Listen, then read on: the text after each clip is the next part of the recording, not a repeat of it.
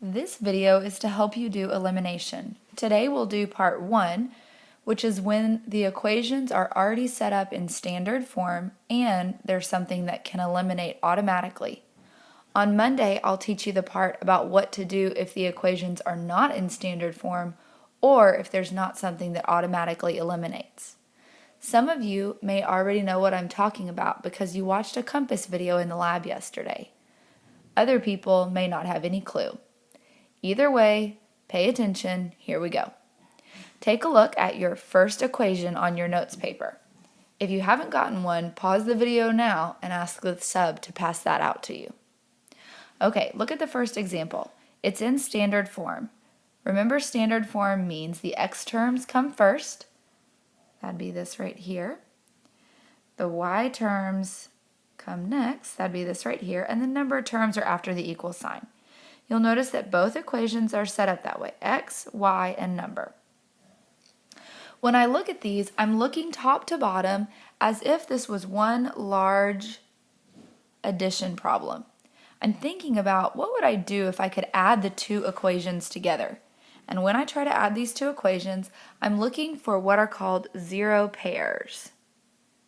Now, you may be thinking that that's something new.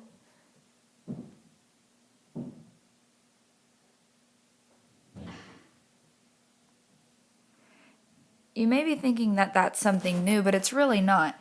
It's something you've done before. So let's think about this as one big addition problem. And you know that if you add 3x to negative 3x, those are zero pairs, meaning they are going to cancel or eliminate. Hopefully you're seeing already where this elimination thing comes into play. Now I have 1y plus 6y makes 7y. And likewise, 2 plus negative 30 equals negative 28. Then when I go to solve for y, I'm going to divide both sides by 7, and y equals negative 4. You know from our previous work that when we solve a system, we don't only need the y value or the x value, we need both. To find the x value, I have to decide which equation looks easier. In my opinion, I think it's the first, so I'm going to rewrite it, 3x, and in place of y, I'm going to put what it equals, which is negative 4 equals 2. I'm getting that from this equation here. I'm going to solve for x by adding 4 to both sides.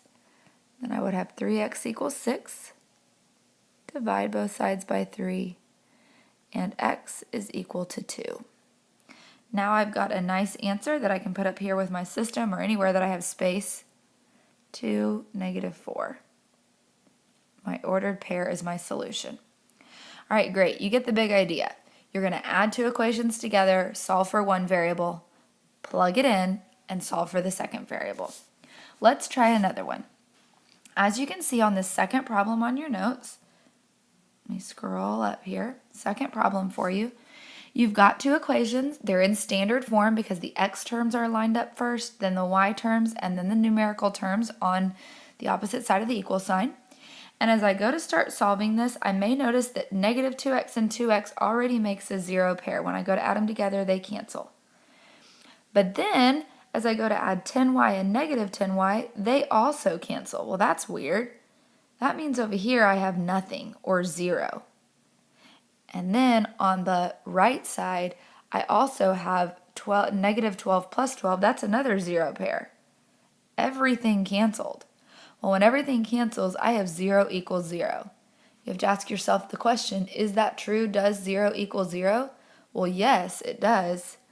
And because it's true, the answer is infinitely many solutions.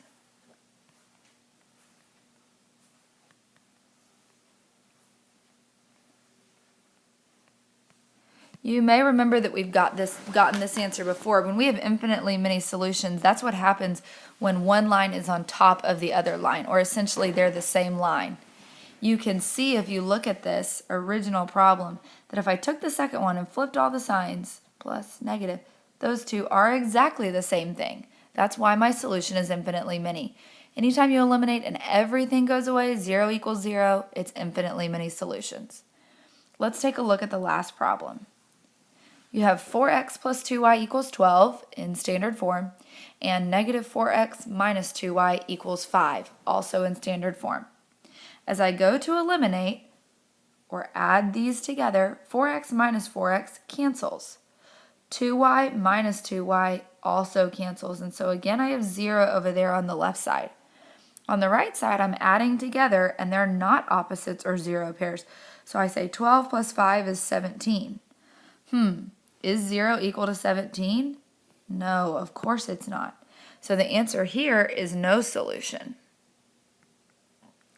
That's because it's not possible for 0 to equal 17. It also means that these two lines, if I solve them for y, have exactly the same slope with a different y-intercept. Okay guys, just to review a few things. You've seen 3 types of solutions using the method of elimination. The first solution, this one up here where I carry out all the work, that's the most common. Most of the time that's what's going to happen. You're going to cancel, be able to divide, find one coordinate, and then go back and find the other one. But if you're not, and everything cancels on the left, like in the cases of problems 2 or 3, your answer is either infinitely many solution or no solution. You'll be able to tell the difference because they either will be equal, like this case, or they will not, like this case. Now you need to get going on your homework. Please ask the sub to pass it out to you. You should have a coloring page and a work page, and you're going to need to either use the back for scratch work or a separate sheet of paper. I expect that you can and will do the first 5 problems by yourself or with the person sitting next to you. Be good, and I'll see you on Monday.